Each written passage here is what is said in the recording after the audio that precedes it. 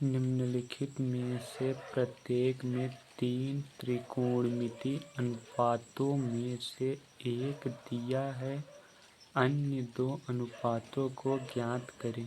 प्रश्न 7 से 12 के लिए। पहला क्वेश्चन नंबर 7, साइन ए बराबर 1/11।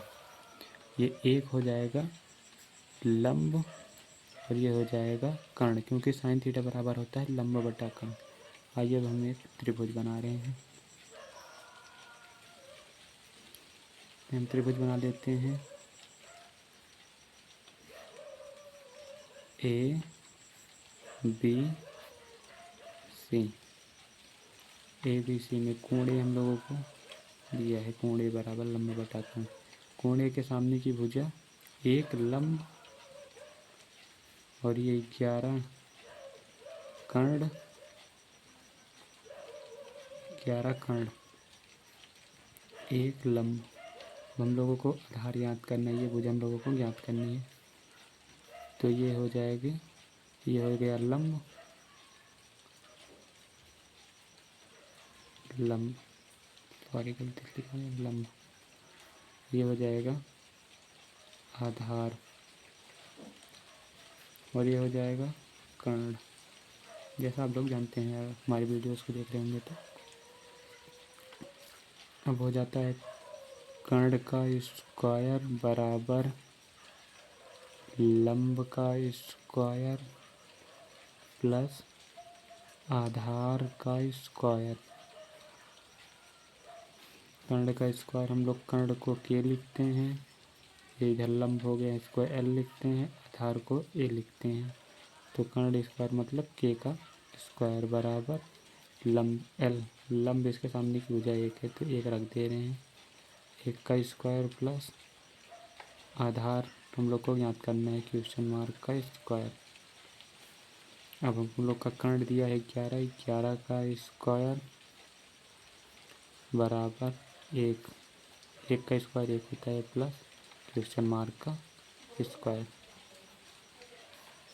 अब 11 का स्क्वायर होता है 121 बराबर 1 प्लस क्वेश्चन मार्क का होल स्क्वायर। ये हम क्वेश्चन मार्क रखे हैं, आप क्वेश्चन मार्क बराबर एक्स भी रख सकते हैं। चलिए हम क्वेश्चन मार्क बराबर एक्स मान लेते हैं, एक्स माना, क्वेश्चन मार्क जगह पे हम एक्स रख देंगे।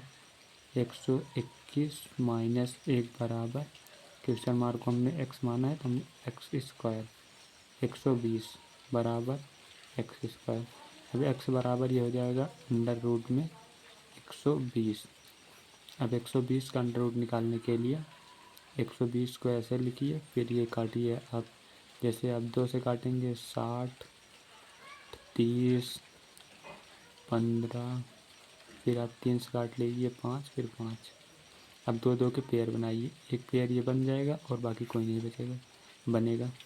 तो x के 2 आ गया, अंडर रूट में ही रहेगा, 3 दूनी 6, 5 30, अंडर रूट में ही रहेगा। ये आ गया आधार हम लोग का आ गया, x की वैल्यू ये आधार यहाँ पर लिख दे रहा हूँ, 2 अंडर रूट 30 आ गई, ये आधार है। आधार बराबर 2 अंडर रूट 30। अब साइन हो गया, अब हम लोगों को कॉस ए बराबर आधार बटा कर्ण बराबर, आधार हम लोग का है 2 अंडर रूट 30 और कर्ण है 11, कॉस हो गया। अब हम लोग tan ए निकाल ले रहे हैं, tan ए बराबर लंब बटा आधार, लंब हम लोगों का है 1 और 2 अंडर रूट में 30, आंसर भाई सब 7 का। अब चलिए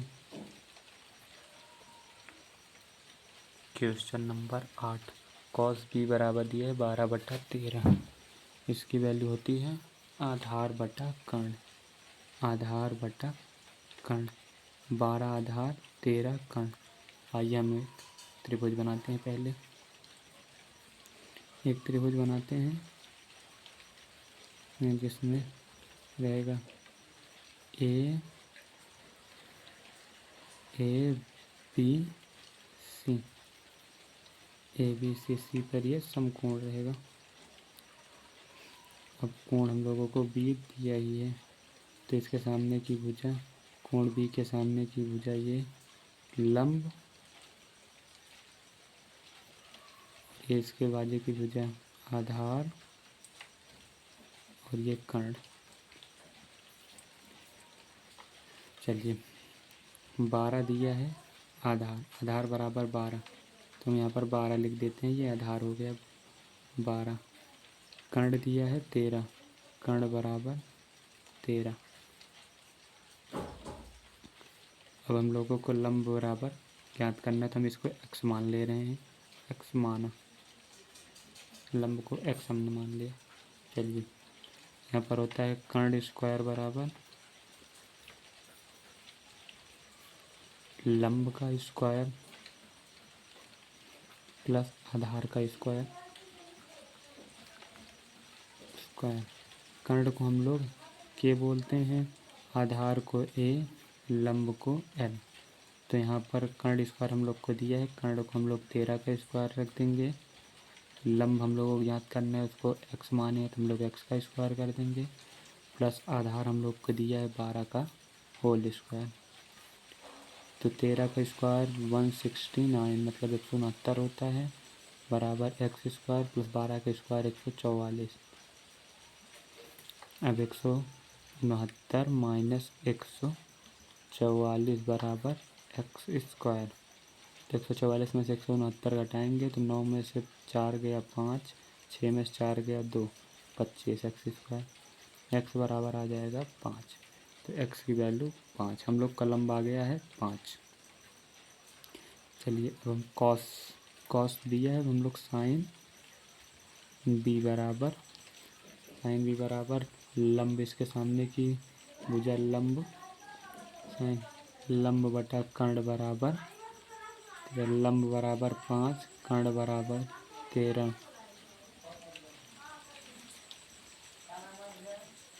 अब tan बी बराबर लंब बटा आधार, इसके सामने की भुजा लंब 5 और आधार 12। हम लोग का ये भी हो गया आंसर।